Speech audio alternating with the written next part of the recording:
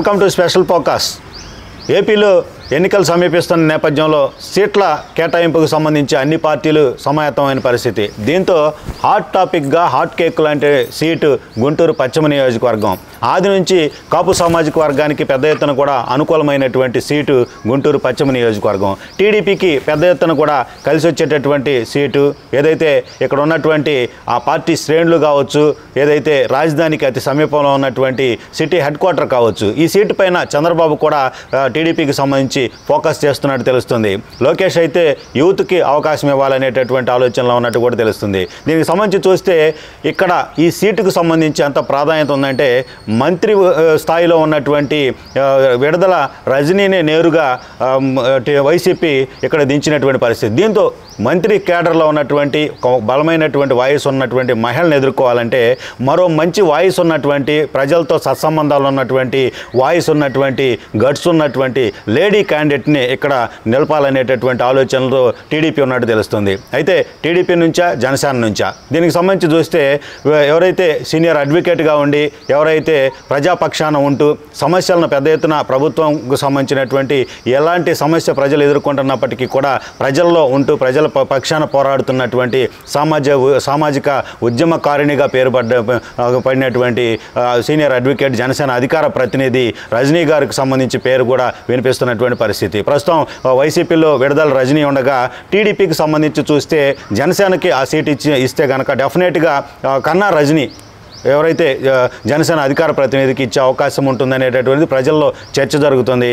కన్నా రజనీ అయితే ఆమె వాయిస్ కావచ్చు, ఏదైతే ఆమె యొక్క గట్స్ కావచ్చు, అసెంబ్లీలో ఏదైతే ప్రొటెక్ట్ చేసుకునేటటువంటి పరిస్థితి కావచ్చు, ప్రతిపక్షాలను ఎదుర్కొనే పరిస్థితి కావచ్చు, ఒకవేళ అధికారంలోకి టీడీపీ జనసేన వస్తే డెఫినెట్గా అలాంటి వాయిస్ గుంటూరు పశ్చిమ నియోజకవర్గం నుంచి రావాల్సినటువంటి అవసరం ఉందనేది ప్రజలలో చర్చ జరుగుతున్న పరిస్థితుల్లో మనతో ఉన్నారు కన్నా రజనీ గారు, సీనియర్ హైకోర్టు అడ్వకేట్, అలాగే జనసేన స్టేట్ అధికార ప్రతినిధిగా ఉన్నారు. ప్రస్తుతం సామాజిక ఉద్యమకారిణిగా ఎక్కడ సమస్య ఉన్నప్పటికీ కూడా ప్రజల పక్షాన్ని వినిపించేటటువంటి వాయిస్ ఆమెది. ఆమెతో మాట్లాడదాం. మేడం నమస్తే.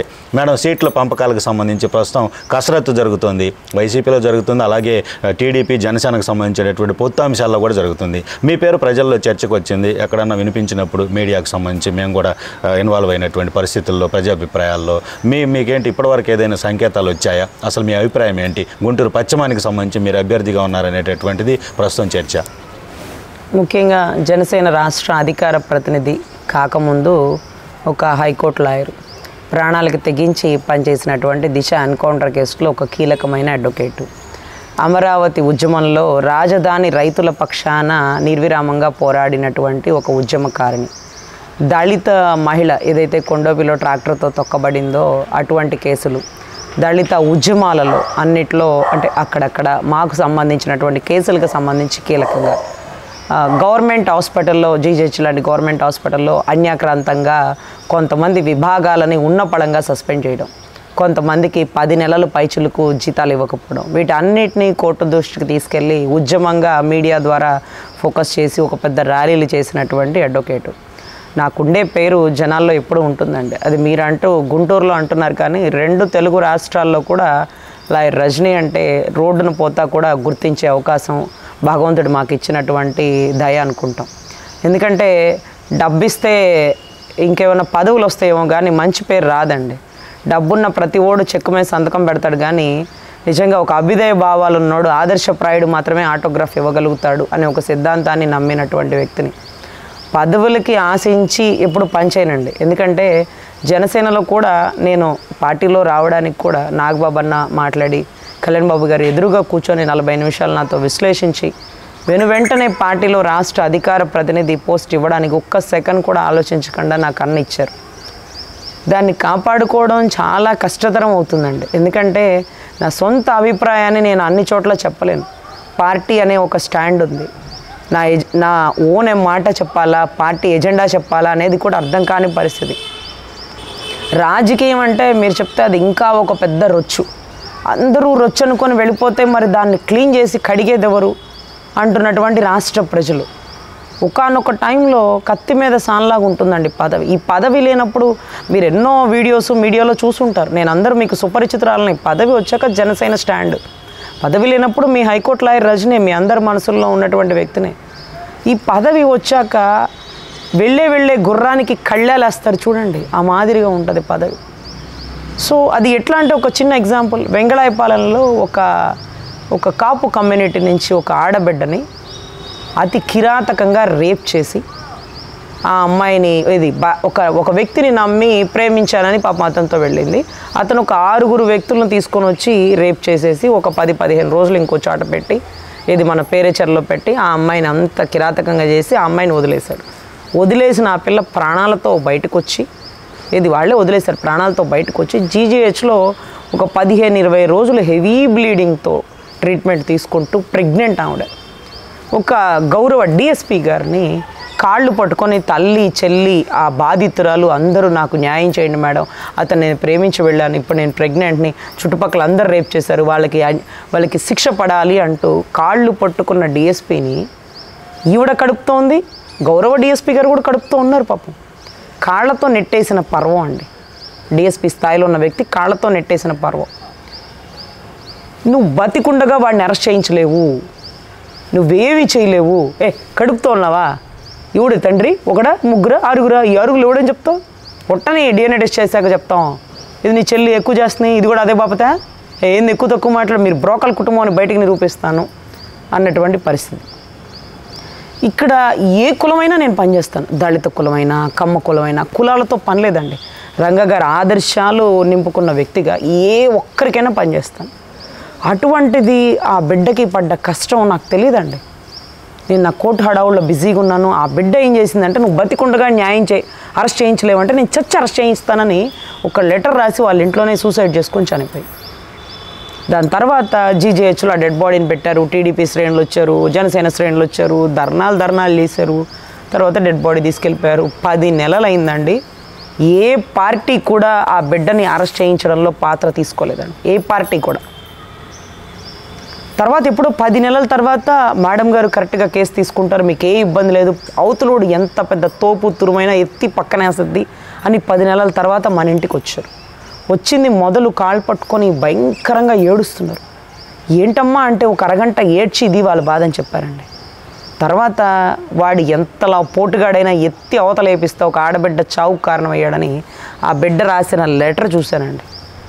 దాని తర్వాత ఆ అమ్మాయి బతికుండగా పోలీసు వాళ్ళతో వాళ్ళ అమ్మగారు వాళ్ళు మిస్సింగ్ కేసు కంప్లైంట్ పెట్టారు, 15 రోజులు కనపడలేదని. దొరికిన తర్వాత జీజీహెచ్ హాస్పిటల్ అడ్మిట్ అవ్వక ముందు ఆ బిడ్డ జడ్జి గారి ముందు కూర్చున్నప్పుడు జడ్జి గారికి ఒక మ్యాటర్ చెప్పిందండి.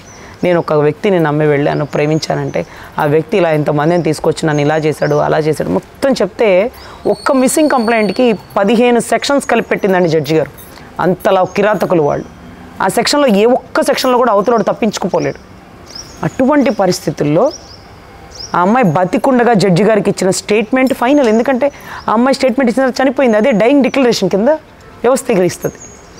సో అటువంటి పరిస్థితుల్లో ఆ కేసు మన దగ్గరకు వచ్చినప్పుడు అవతల వైపు నుంచి వైసీపీ వాడు ఉన్నాడంటండి, ఊడికి ఎక్కువ. అక్కడ తెలంగాణలో కేసీఆర్, కేటీఆర్, సజ్జనార్ గారిని పక్కన పెట్టిందని, ఇక్కడ నాకు గవర్నమెంట్ అంటే నాకు తెలుసు కదా, తృణప్రాయంగా పక్కన పడేస్తా. ఫోన్ చేశారు ఒకళ్ళు పైల్వాన్లు, ఫోన్ చేసి మేము ఎవరో తెలుసా, నువ్వు ఆ కేసులో ఎందుకు ఇన్వాల్వ్ అవుతున్నావు, వాళ్ళు 6 బిడ్డల జీవితాలు పోతుంది, ఏదో జరిగిపోయిందిలే అంటే. ఏదో జరిగిందా? బిడ్డ ప్రాణాలతో ఉండి పోరాడి పోరాడి పోరాడి పోలీస్ స్టేషన్లో న్యాయం దొరక్క, నీ బులుగు దిశ పోలీస్ స్టేషన్లో న్యాయం దొరక్క, నీ పనికిమాల దిశ యాప్లో న్యాయం దొరక్క, చచ్చిపోయినా వాళ్ళని అరెస్ట్ చేయించాలన్నా కూడా చచ్చాక కూడా న్యాయం దొరక్కపోతే ఇంకా కూడా మీరు మనుషులేనా అని చెప్పి నేను, అమ్మా మీరు నేనెవరో అని అడుగుతున్నారు, నేనెవరో తెలుసా అని అడుగుతున్నారు. ఫస్ట్ నేనెవరో తెలుసుకోండి. మీరు ఫోన్ చేస్తే నేను పని చేస్తానో లేదో చుట్టుపక్కల వాళ్ళని అడిగి తెలుసుకోండి. నీ చేతనైంది చేసుకో, 6 లోపలేసేది లోపలేసే అన్న. దాని తర్వాత ఆ ముద్దాయిల 6 జనసేన కండువా కప్పుకున్నారండి. అంటే వాళ్ళకి చెప్పారు, అరే వైసీపీ అంటే ఆవిడ మాట వినదురా, జనసేన వీరాభిమాని, మీరు జనసేన కండువాలు కప్పుకోండి, మిమ్మల్ని ఏమీ చేయలేదు, పార్టీ ఎజెండా ఉంటుంది కదా, మీరు పార్టీ గొడుగులో ఉండండి అన్నారు. తర్వాత వాళ్ళు జనసేన కండువాలు కప్పుకున్నారు. చిరంజీవి గారు పుట్టినరోజులు చేశారు, ర్యాలీలు చేశారు, రాస్తారోకాలు చేశారు, ఎన్ని చేసినా అసలు వచ్చిందండి. అంటే వీళ్ళకి సంబంధించిన వాళ్ళు జనసేన వాళ్ళు తెలుసా, ఉడికి ఎక్కువ, జనసేన వాడితే ఉడికి ఎక్కువ, ఆడపిల్ల జీవితం నాశనం చేసేస్తాడా? లేదండి మీరు పార్టీ స్టాండ్లో ఉండాలా, మీరు అలాగ విరుద్ధంగా పోతే మీ పదవి పోతుందండి. పదవి కోసం ఆశించి నేను ఏదైనా పని చేశానా? నేను ఆశించిన పని చూసి పదవి ఇచ్చారా? ఈ పదవి తృణప్రాయంతో వదిలేసి ఆడబిడ్డకి న్యాయం చేస్తాను గుర్తుపెట్టుకో. నేనేమి ఎమ్మెల్యే టికెట్, ఎంపీ టికెట్ ఆశించి పార్టీ ఎజెండా కింద పనిచేసి పార్టీ చెప్పిన దానికల్లా తానా తందాలు ఆడను. నా అభ్యుదయ భావాలు నచ్చి అన్న నీలాగే నాలాగే ఇద్దరం ఒకే ఆదర్శాలతో ఉన్నామమ్మా, పార్టీకి సొసైటీకి పనిచేయాలని చెప్పి తీసుకున్నారు. ఒకవేళ పార్టీనే ఈ పని చేయొద్దు అన్నది అనుకో, పార్టీకి నాకు జాంతనై కేల్కతం దుకాణ్ బంద్ అనుకుని ఫిక్స్ అయిపోయా. తర్వాత రోజు ఇక 6గురిని అరెస్ట్ చేసే మూమెంట్ వచ్చింది. ఇక పార్టీ ఎజెండా ఉంది, పార్టీ విరుద్ధంగా పోకూడదు, మన మీద మనమే కేసులు వేసుకుంటే జనాల్లో చులకన అయిపోతాం, వాళ్ళని వదిలేయమ్మా అంటారేమో, వాళ్ళని వదిలే ప్రసక్తే లేదు అనుకున్నా. నాగబాబు అన్న గారికి చెప్పా, అన్న ఇలా జరుగుతుంది, నేను రాజీనామా ఇచ్చేస్తాను, వాళ్ళని అరెస్ట్ చేయాలి, నా బాధ్యత అది, ముందు నేను న్యాయవాదిని, తర్వాతే జనసేన రాష్ట్ర అధికార ప్రతినిధి, దయచేసి నాకు ఒక్క అవకాశం కల్పించండి అన్న, నేను ఏమాత్రం బాధపడను, నా పదవి కంటే ముఖ్యం నా బాధ్యత ముఖ్యం. ఆడబిడ్డన్న ఎంత దారుణంగా పోలీసు వాళ్ళు బతికుండగా ఏమీ చేయలేకపోతే చచ్చి చేయాలనుకుంది, చచ్చినా కూడా చేయకపోతే ఇంకేంటన్న వ్యవస్థ అంటే నువ్వు ఎందుకు రాజీనామా ఇస్తానన్నావమ్మా అన్నాడు. అంటే పార్టీ స్టాండ్ ప్రకారం ఒప్పుకోరేమో అని. నీ అన్న కళ్యాణ్ బాబు ఆడబిడ్డకు అన్యాయం జరిగితే సొంత పార్టీ అభ్యర్థినైనా జుట్టు పట్టుకొని ఈడ్చి బయటికి వేసేస్తాడు. సొంత పార్టీ అభ్యర్థినైనా వాడు ఏ కేడర్లో ఉన్నప్పటికైనా ఒక ఆడబిడ్డ చావుకి ఒకడు కారణం అయ్యాడంటే వాడు జన సైనికుడే కాదు, చిత్తశుద్ధితో పనిచేయాలి. నువ్వు నచ్చింది చెయ్యి, నీ 6గురిని అరెస్ట్ చేసి నాకు ఫోటో పెట్టు, దట్ ఈస్ జనసేన రాష్ట్ర అధికార ప్రతినిధి అనిపించుకో అన్నాడు. తెల్లారే మొత్తం 6గురిని ఎక్కడెక్కడ తొప్పల్లో వాళ్ళని కానిస్టేబుల్ని పట్టుకుని ఎరకొచ్చి మొత్తాన్ని 6గురిని పోలీస్ స్టేషన్కి సరెండర్ చేయించారు. తర్వాత కోర్టుకు వెళ్ళారు. సో ఇటువంటి పరిస్థితుల్లో వాడు ఎవడో చెప్పాడు, నేను వైసీపీ అంటే భయపడద్దు, అమ్మాయి జనసేన అంటే లొంగిపోయిద్దని. ఒకడు బెదిరింపులకి లొంగను, ఒకడు ప్రేమకి వంగనరా. ఇలా లొంగిపోయి అంటే ఎప్పుడో నేను అదేంటిది నా ఆధార్ కార్డు కూడా తెలంగాణకి మారిపోయి ఈ పార్టీకి డూప్లెక్స్ త్రిబులెక్స్లో ఉండి ఒక పదవిలో ఉండేదాన్ని. ఏది గల్లీ పార్టీ కాదు, నేషనల్ పార్టీ పదవిలో ఒక కాంగ్రెస్ బీజేపీలో కూర్చోబెట్టేవాళ్ళు, పిలిచి పీఠం ఇచ్చేవాళ్ళు. నాకు వద్దు సార్, నా వృత్తిని నమ్ముకున్నాను సార్, నాకు ఇవేం వద్దు సార్, న్యాయం చేయండి సార్ అన్నకి కూడా అదే చెప్పా. కానీ ఆ పని ఏదో ఆ వృత్తి ఏదో పార్టీలో ఉండి చేస్తే నీలాగా కొంతమంది ఆదర్శంగా ముందుకు వస్తారమ్మా. జనసేనలో ఇంత మంచి అమ్మాయి ఉందా, మనం కూడా అలాగే ఉండాలనుకుంటారు. నువ్వు నీ బాధ్యత నువ్వు చెయ్యి, నీ పార్టీ పని కండవా కప్పుకొని చెయ్యి, నీ బాధ్యతకి ఎప్పుడు నేను ఆటంకపరచను అని కళ్యాణ్ బాబు గారు ఎప్పుడో మాట ఇచ్చారు. కానీ ఒక భయం అనమాట, పార్టీ ఎజెండా ఉండగా పార్టీ సభ్యులను అరెస్ట్ చేయడం ఏంటి, తప్పు చేసిన వాడు ఎవడైనా వదలనన్నా అనే పర్వంతో నాగబాబు అన్న ఒకటే మాట చెప్పారు, నీ అన్న కళ్యాణ్ బాబు ఆడబిడ్డకు అన్యాయం జరిగితే చూస్తూ ఊరుకోడు. సుగాలి ప్రీతి విషయంలో ఎంత పోరాడాడు, యువరాజ్యం ఉన్నప్పుడు ఎంతమంది ఆడబిడ్డల కోసం పాటుపడ్డాడో నీ అన్న గురించి నీకు తెలియదమ్మా, గుర్తుపెట్టుకో అన్నాడు. సో అటువంటి నేను పదవుల కోసం ఎప్పుడు ఆశించనండి. పదవి అంటే నేను ఇంకా జనాలకి దగ్గర అవ్వలేనేమో అని ఒక భయం ఉంటుంది, కొంచెం గ్యాప్ వచ్చేసింది మా మధ్య. ఒక పదవి ఏదైనా ఇచ్చారనుకోండి, చుట్టూ ప్రోటోకాల్ జనాలు బాధ అని నా ఇంటికి వచ్చే వాళ్ళు రాలేకపోతారేమో అని కడు దూరంగానే ఉంటుంటా. నేను ఏదో డిబేట్లో మాట్లాడడం, ఎక్కడన్నా అక్కడక్కడ సభలు ఉన్నప్పుడు వెళ్ళడమే తప్ప అన్ని చోట్లకి నేను వెళ్ళనండి.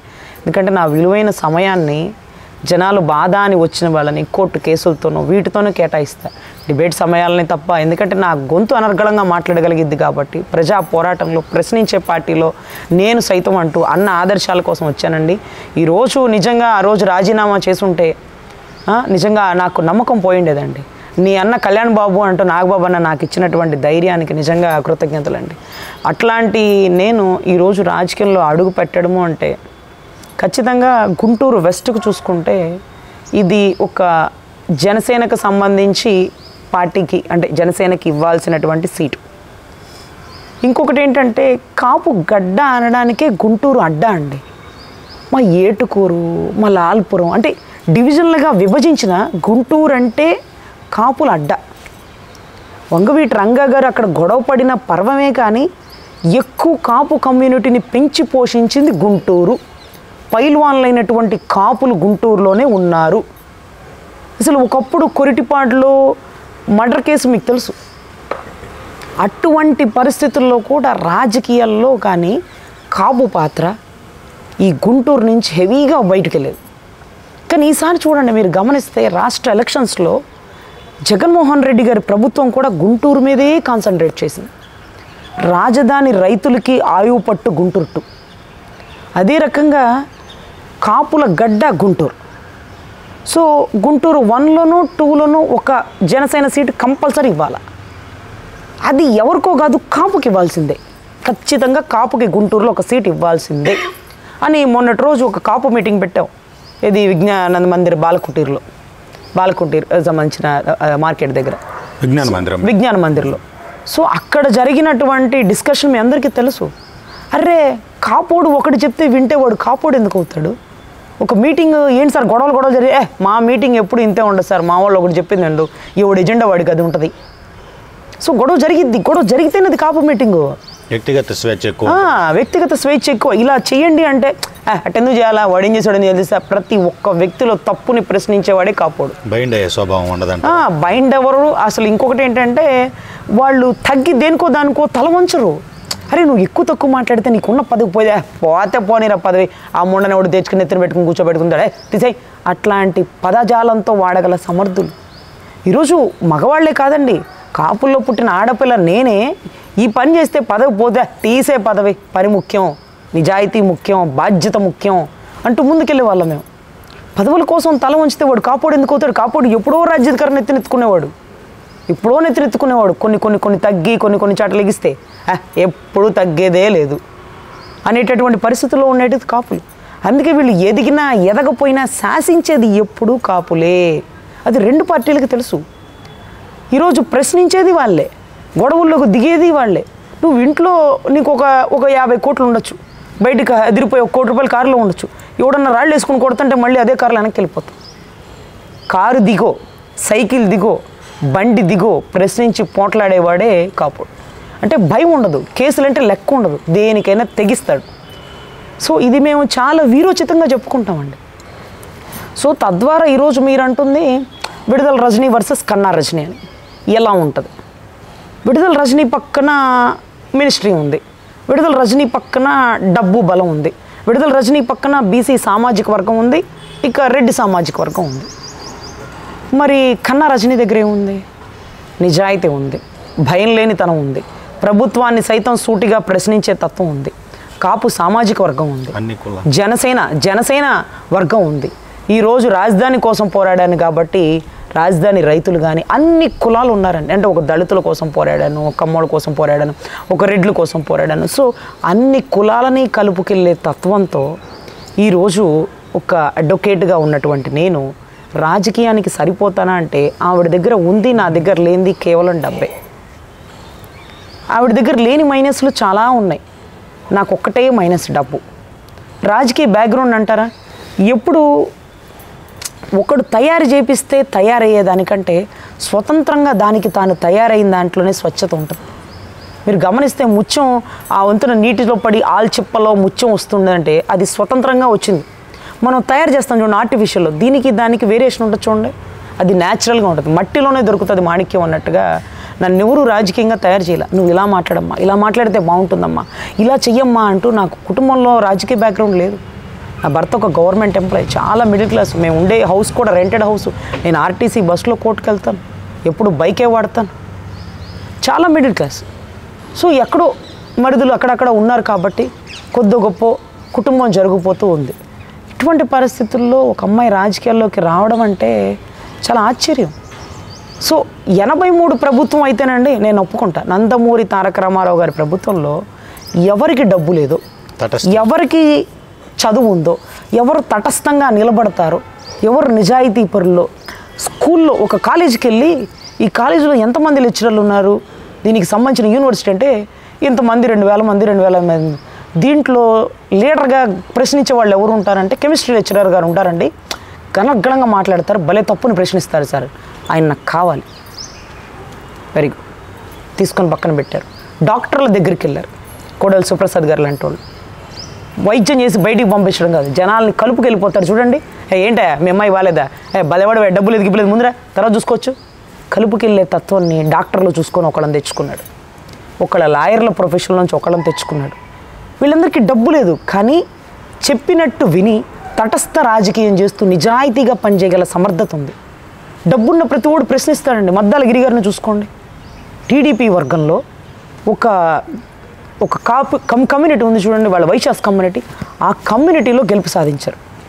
కానీ రాజకీయానికి మించి ఆయన దగ్గర ఏముందండి, వ్యాపారం ఉంది.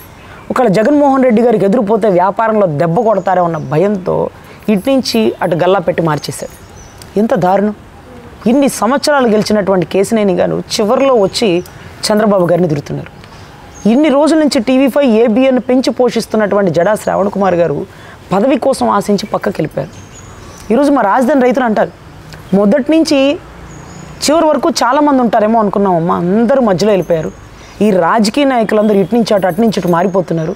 ఒక న్యాయవాదిగా చివరి వరకు మాతో కలిసి వచ్చింది నువ్వే తల్లి అంటూ ఈరోజు రాజధాని రైతులు ఆశీర్వచనాలు. దళితుల్లో ఒక కొండేపులో ఒక అమ్మాయిని ట్రాక్టర్తో తొక్కించి ఆ కేసు అక్కడితో అయిపోయింది అనుకున్నా.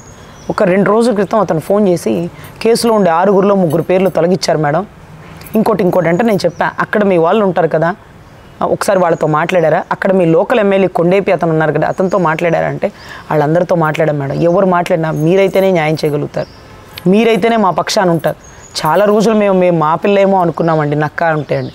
అయ్యో మీ పిల్ల మా పిల్ల ఏంటి సార్, మీ ఇంటికి పిలిచి భోజనం పెట్టండి, మీ పిల్లని కాకుండా పోతానా, ఖచ్చితంగా మీ కేసు నేను చేసి పెడతా. ఆ 3 పేర్లు ఎందుకు తీశారో పోలీస్ స్టేషన్ ఎదురు కూర్చొని ధర్నా చేసి మరీ పేర్లు ఎంటర్ చేపిస్తా, మీరు ఏం భయపడకండి, మీకు పెద్ద కూతురు ఉందని భావించండి అన్న. అంటే ఒక దళితులలో మనకి అసలు దళితులు ఇవన్నీ కాదండి, మనకి నమ్మి మనకు వచ్చిన వాళ్ళకి సహాయం చేయాలి, అది రాష్ట్ర ప్రజలైనా కేసులైనా. సో ఖచ్చితంగా డబ్బు అయితే లేదు కానీ పోరాడే పటిమ ఉంది సార్. జగన్మోహన్ రెడ్డి నన్ను డబ్బుతో కొనలేడన్న విషయం ఇప్పటి వరకు జరిగిన పర్వం మీ అందరికీ తెలుసు. ఎప్పుడో సప్పుడు నా గొంతు ఆగిపోయేది ఎంతో కొంతకి. ప్రతి మనిషి ఒక సున్నాతో పడిపోవాలి కదా, మరేమో నాకు పడబుద్ధి గల చరిత్రలో మిగిలిపోవాలి అంటే పోతే పోవాలి, అంతేకాని డబ్బుతో పడిపోకూడదు అనేటటువంటి ఒక ఆదర్శం. సో వీటన్నిటికీ మించి చంద్రబాబు గారు ఎప్పుడు చదువుకున్న వాళ్ళకి, విద్యార్హత కలిగిన వాళ్ళకి అవకాశాలు ఇస్తారని గతం నుంచి కూడా మనం ఎన్నో చోట్ల చూసాం. అదే రకంగా మనం అనుకున్నట్టుగా జనసేన అధినేత అనేటువంటి పవన్ కళ్యాణ్ గారు నీ ఆదర్శాలు నచ్చి పార్టీలోకి తీసుకుంటున్నానమ్మా, నీ అభ్యుదయ భావాలు రాష్ట్ర ప్రజల్లో అందరూ ఆడపిల్లలకు ఉండాలి, ముఖ్యంగా నీలాంటి వాళ్ళు ఎంతోమంది తయారవ్వాలి అని నన్ను తీసుకొచ్చారు. రేపటి రోజు అదే ఆశా సంకల్పంతో నువ్వు ఈ పదవిలో ఉండాలమ్మా, ఇక్కడ పోటీ చేయాలమ్మా అని శాసిస్తే ఇక్కడే కాదు ఎక్కడ పోటీ చేయమన్నా ఏ మాత్రం తొనుకు బెనుకు లేకుండా పని చేయగల సమర్థత నాలో ఉందండి. నాకు లేని బ్యాక్గ్రౌండ్ తప్ప అన్నిటిల్లో ఆరితేరి ఇన్ని సంవత్సరాల నుంచి జనాలతో మమేకమై ఖచ్చితంగా నా బాధ్యత నేను నిర్వర్తించగలుగుతాను. రాష్ట్ర ప్రజలు నా మీద పెట్టుకున్న నమ్మకాన్ని కాపాడుతాను. రాజకీయంగానే కాదు, న్యాయవాద వృత్తితో కూడా. అంటే మీరు గమనిస్తే ఎమ్మెల్యే రోజా గారు ఎవరైతే ఉన్నారో ఆవిడ జబర్దస్త్ స్కిట్లు ఎలా చేసుకుంటుందో అదే రకంగా కొంతమంది సినిమాలు ఎలా చేసుకుంటారో వీటన్నిటికీ ధీటుగా ఒకవేళ నా డిజిగ్నేషన్ వచ్చిన, ఒకవేళ ఎమ్మెల్యే క్యాడర్లో వచ్చిన వారంలో 2 రోజులు నా యూనిఫామ్ వేసుకొని నా కోర్టుకి వెళ్ళి కనపడి రావాలన్నటువంటి నా కోరిక. వీటన్నిటికంటే మించి ప్రజా సమస్యలకి ఇంకొంచెం దగ్గర అవ్వాలి. ఒక ప్రజాక్షేత్రం, ప్రజా వేదికలా కట్టుకొని ప్రతిరోజు రెగ్యులర్గా కొన్ని కేసులని కొంతమంది అడ్వకేట్లకి అలాట్ చేసి ఫ్రీ లీగల్ ఎయిడ్ ఇవ్వాలన్న నా తపనండి. సో ఖచ్చితంగా ఒక న్యాయవాదితో ఎంతవరకు చేశానో అంతకంటే మించిన పొజిషన్ కాబట్టి అంతకంటే ఎక్కువ ప్రజాక్షేత్రంలో పనిచేయగలుగుతాను, సేవను అందించగలుగుతాను. విడుదల రజనీకి ధీటుగా నిలబడి గెలవగలుగుతాననే సత్తా దమ్ము నాలో ఉందండి. ఎందుకంటే ఆమెను దించిన పర్వం కేవలం కాపు ఓట్లు చీల్చడం కోసమేనండి. ఒక బీసీ ఓట్లు, రెడ్డి ఓట్లు ఉంటే ఆమె గెలవలేదు. మరి ఏ ధైర్యంతో గుంటూరు 2లో అడుగుపెట్టిందంటే కాపు ఓట్లు చీల్చడం కోసం. మేడం, అంటే ప్రస్తుతం మనం ఆలోచిస్తే బలమైనటువంటి ఆర్థిక పరిపుష్టి కలిగినటువంటి, అలాగే 2 కులాలకు సంబంధించినటువంటి వివాహంకు సంబంధించినటువంటి బంధం రజనీ గారికి సంబంధించి విడుదల రజనీ గారికి ఉన్న పరిస్థితి, మినిస్టర్గా ఉన్నటువంటి పరిస్థితి, ఆమెను ఢీకొని కన్నా రజనీ గెలిచేటటువంటి పరిస్థితులకు సంబంధించి అవకాశాలు ఏమి అనుకున్నాయంటారు? ముఖ్యంగా గుంటూరు 2 అక్కడ మీరు అన్నారు కాపింట్లో కోడలని, ఇక్కడ కాపింటి ఆడబిడ్డని, రంగా గారి ఆదర్శవాదిని, వాళ్ళ గుంటూరు అమ్మాయిని, కళ్ళ ముందు ఎప్పుడూ కనపడుతూ ఉండే పిల్లని, ఎంతోమంది నా పదవి వచ్చినప్పుడు నన్ను ఇంటికి వచ్చి పరామర్శించి ప్రతి ఒక్కరికి నేను నోటెడ్ అయ్యా, భలే పిల్లవమ్మా, మన కులంలో ఆణిముచ్చానివి తల్లి, చరిత్రలో మిగిలిపోతావమ్మా అన్నటువంటి బ్లెస్సింగ్స్ తీసుకున్న ఆడబిడ్డని. ఖచ్చితంగా ఈరోజు కేవలం విడుదల రజనీకి ధీటుగా కన్నా రజనీ ఎక్కడ నిలబడుతుంది అంటే ధర్మయుద్ధంలో న్యాయబద్ధంగా పోరాడే రజనీ వెనకాల కులబలం ఉంది. నేనుండగా ఒక్క కాపు ఓటు కూడా విడుదల రజనీకి పడనివ్వను. ఎక్కడో చిలకలూరుపేటలో చిలకలూరుపేట రజనమ్మ కంచు కోట దాటి అక్కడ ఎవరికి ఏం చేసిందనేది ఎంక్వైరీ చేసుకుంటే శూన్యం. ఇక్కడ ఏదో సజ్జల బాబాయ్ గారు చెప్పారని వచ్చింది, రేపు ఆలీని కూడా దించుతున్నారంట. ప్రబుద్ధులందరినీ గుంటూరులో దించి గుంటూరు సీటు ఓడించాలన్నటువంటి దృఢమైన సంకల్పంతో ఉన్నాడు గౌరవ జగన్మోహన్ రెడ్డి. ముఖ్యమంత్రి పదవి కోసం కూడా ఆశించట్లేదండి. గుంటూరు 2 అతను అండర్ కంట్రోల్లో ఉండాలని శాసిస్తున్నాడు. అది ఎప్పటికీ తీరని కోరికగా మిగిలిపోతుంది. గుర్తుపెట్టుకోండి. ఖచ్చితంగా ఒక్క కాపు ఓటు కూడా పక్కకు పోకుండా కేవలం పడితే ఆవిడ వర్గంలో ఉండే బీసీ ఓటు, ఇంకా పడితే వాళ్ళ రెడ్ల ఓట్లు ఏమైనా పడతాయి తప్ప అది కూడా ఎక్కడ పక్కకు పోదండి. ఆవిడలో కూడా మద్దాలగిరికి ఆపోజిట్ వర్గం ఉంది, అప్పిరెడ్డి గారి వర్గం ఆపోజిట్ వర్గం ఉంది. అక్కడ కూడా ఎంతవరకు న్యాయం జరిగిద్దో. ఆవిడ గెలిచింది అంటే విడుదల గోపి అండి. ఆ సామాజిక వర్గాన్ని బయటకు తీసుకొచ్చాడు. ఇక్కడ ఎవరున్నారు ఆవిడకి? ఎందుకు ఇచ్చారు సీటు? మా కాపోడు చీల్చుదామన్నా, మా కాపోడు తిక్కలోళ్ళు అనుకున్నావా? మన అమ్మాయి పక్కన ఉంటే ఆవిడకి వేసేదేంద్రా ఓటు? మినిస్టర్ అయితే ఎవరికి ఎక్కువ? మన పిల్ల నిజాయితీ మనకు తెలీదా అన్నట్టుగా ప్రతి ఒక్కరు సమర్థించే పరిస్థితి ఉందండి. సో ఆవిడ ధనబలం ఉండొచ్చు, అధికార బలం ఉండొచ్చు, కానీ దాని ముందు మా బలం అనేది ఆవిడ తట్టుకోలేదు. సో ఖచ్చితంగా ఆవిడ ఎదుర్కోగల ధైర్యం కానీ సమర్థత కానీ నాలో ఉందని మనస్ఫూర్తిగా భావిస్తాను. Thank you madam. ఇదే పరిస్థితి గుంటూరు పశ్చిమ నియోజకవర్గానికి సంబంధించి హాట్ టాపిక్గా ఉన్న పరిస్థితి. ఇప్పటికే వైసీపీ అభ్యర్థిగా విడుదల రజని మంత్రి హోదాలో ఉన్నటువంటి అభ్యర్థి ఉన్నారు. మరోవైపు ఆమెకు ఆపోజిట్ ఎవరు కావాలి, అటు జనసేన వైపా ఇటు టీడీపీ వైపు అనేటటువంటి ఎదురు చూస్తున్నటువంటి పరిస్థితుల్లో రెండు పార్టీలు ఏదైతే గుర్తించదగినటువంటి వ్యక్తి, ప్రయారిటీ ఇవ్వదగినటువంటి అభ్యర్థి విడుదల రజనీకి వర్సెస్ కన్నా రజనీ అనేటటువంటి టాక్ ఇప్పుడు హాట్ టాపిక్గా మారినటువంటి పరిస్థితి. మరి జనసేన ఈ యొక్క ఏదైతే ఈ కన్నా రజనీ గారి యొక్క వాయిస్ని కరెక్ట్గా గుంటూరు పశ్చిమానికి సంబంధించి ప్రజాక్షేత్రంలోకి నిలబెట్టేటటువంటి ప్రయత్నం చేస్తే డెఫినెట్గా జనసేన టీడీపీకి సంబంధించినటువంటి పొత్తుకు సంబంధించినటువంటి అభ్యర్థి కన్నా రజనీయే విజయం సాధించే పరిస్థితి ఉంటుందనేటటువంటి ఒక టాపిక్ ఏదైతే సామాజిక వర్గ పరంగా కావచ్చు, పార్టీల పరంగా కావచ్చు వస్తున్నటువంటి నేపథ్యంలో కన్నా రజనీ గారు అయితే మాత్రం ప్రస్తుతం తాను ఎవరికి భయపడే పరిస్థితి లేదు, ఏ అన్యాయానికి తలొగ్గే పరిస్థితి లేదు, ఏ పార్టీలు కూడా తనను ఏదైతే అన్యాయం వైపు శాసించే పరిస్థితి వస్తే పదవులు పార్టీలని వదులుకుంటాను కానీ తాను మాత్రం ఎల్లప్పుడూ ప్రజాపక్షమే అంటున్నటువంటి పరిస్థితి. మరి అసెంబ్లీలోకి అడుగు పెట్టాలనేటటువంటి ఒక అభిప్రాయము ఏదైతే ప్రజల్లో కన్నా రజనీ గారి పైన ఉందో, ఆమెను అసెంబ్లీకి పంపేందుకు అన్ని సామాజిక వర్గాలకు సంబంధించి మద్దతు ఉందో అది నెరవేరాలంటే డెఫినెట్గా ఆమెకు టీడీపీకి సంబంధించి జనసేనకు సంబంధించి ఉమ్మడి ప్రణాళికలో అభ్యర్థిగా కేటాయించాల్సినటువంటి అవసరం ఎంతైనా ఉంది. ఇది ఈరోజు టాపిక్. మరో టాపిక్తో మళ్ళీ కలుద్దాం. నమస్తే.